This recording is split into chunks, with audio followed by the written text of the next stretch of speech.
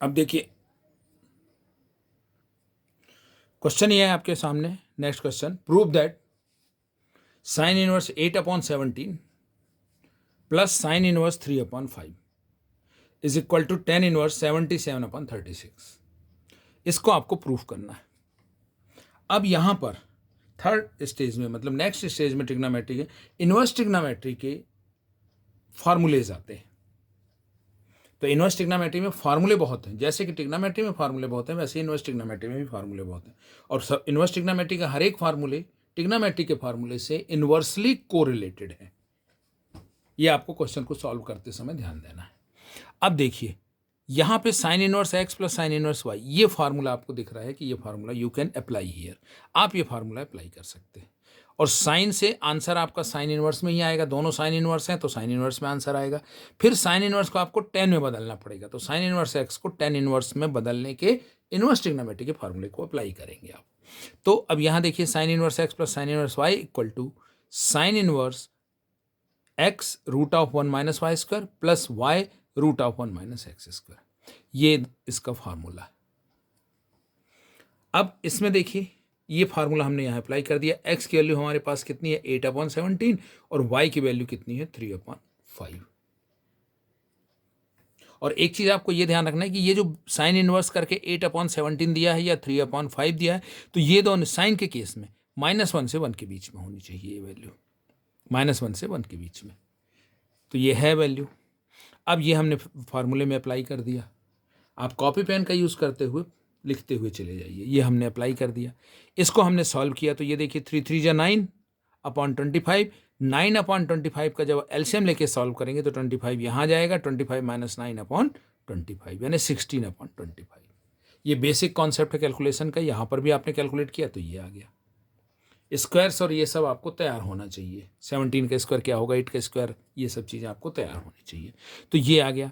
अब यहाँ देखिए इसको आपने रूट निकाला तो कितना आ गया 4/5, कैलकुलेट किया ये 4/5, ये 4/5 आ गया। इसको कैलकुलेट किया और इधर तो बॉडमॉस रूल अप्लाई करना है आपको, 6th और 7th और 8th में आपने पढ़ा था। अब यहाँ पे टर्म्स को पहले कैंसिल कर लीजिए, 5 3 जा 15 और यहाँ कुछ कट रहा है, नहीं कट रहा है, तो ये 32/85 हो गया और ये हो गया 9/17। अब यहाँ पे एलसीएम लेके आपने सॉल्व किया, 85 एलसीएम 32 प्लस 17 5 जाओ 5 9 जा 45, ये आ गया आपका। अब इसको आपने कैलकुलेट किया तो ये कितना आ गया, साइन इनवर्स 77/85।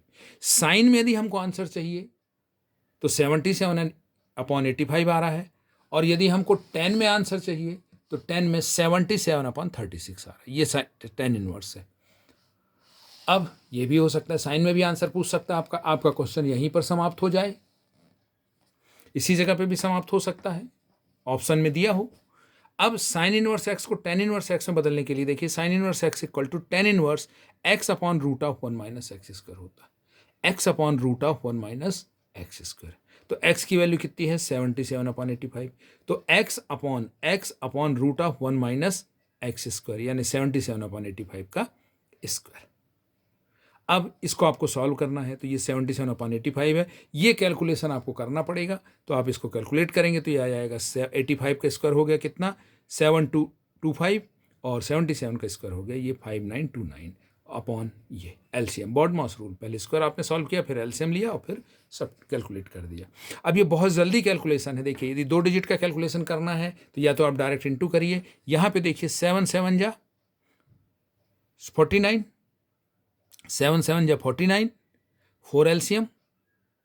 अब इसको क्रॉस कर दीजिए, 7 7 जा 49, 7 7 जा 49, 98, 98 और 4 कितना हो गया 102, तो 2 यहाँ आ गया, और 7 7 जा 49 और 49 और 10 प्लस हो गया 102 का 10 बचा तो 59। मतलब डायरेक्ट 2 डिजिट के डायरेक्ट कैलकुलेशन के लिए विदाउट लॉन्ग कैलकुलेशन आप इसको कर सकते हैं।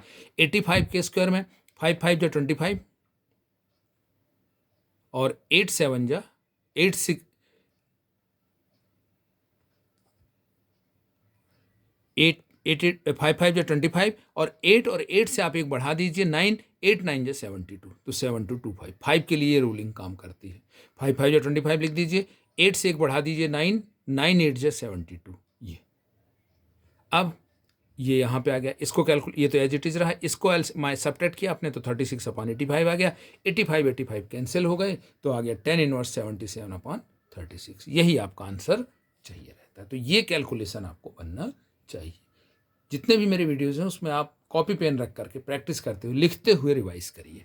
रिवीजन के लिए बहुत अच्छे वीडियोज़ हैं, तैयारी के लिए भी और रिवीजन के लिए।